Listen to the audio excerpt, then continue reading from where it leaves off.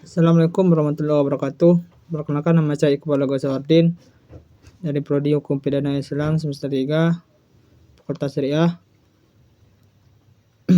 Baik, pada kesempatan kali ini saya akan mempresentasikan hasil tugas UAS saya mata kuliah Hukum Administrasi Negara.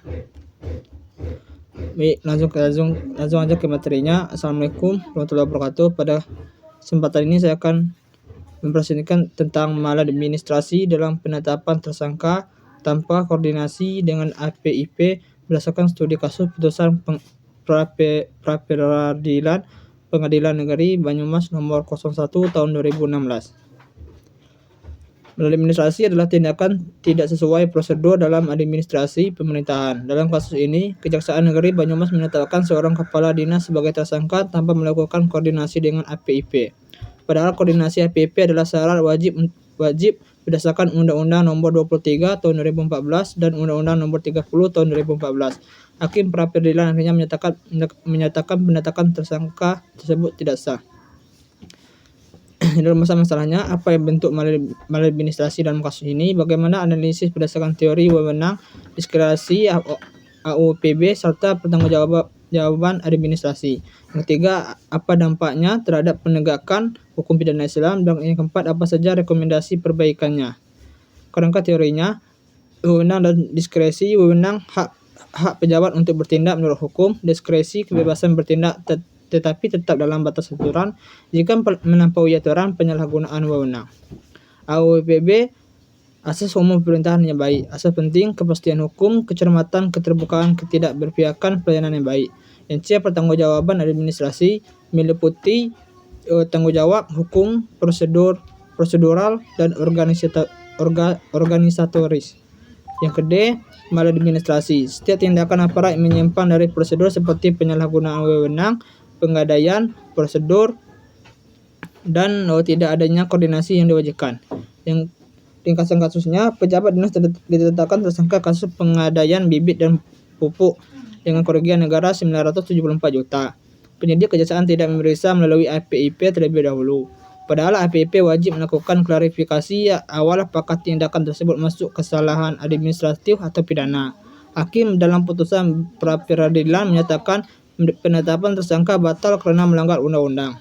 Analisis kasusnya, satu, teori wewenang. Kejaksaan melampaui wewenang karena tidak mengikuti mekanisme yang diwajibkan undang-undang. Yang kedua, diskresi digunakan secara salah asal menetapkan tersangka tanpa prosedur. Yang kedua, pelanggaran AUPB, kepastian hukum, proses tidak sesuai aturan. Yang kedua, kecermatan, tidak dilakukan pemeriksaan awal oleh APIP. Yang ketiga, keterbukaan, tidak ada koordinasi antar instansi. Yang keempat, ketidakberpihakan, tindakan aparat tergesa-gesa. Yang ketiga, pertanggungjawaban administrasi. Yang pertama adalah kesalahan prosedur. Yang kedua, ada pelanggaran aturan formal. Yang ketiga, ada kegagalan koordinasi antar lembaga. Yang ketujuh, dampak maladministrasi terhadap hukum pidana Islam.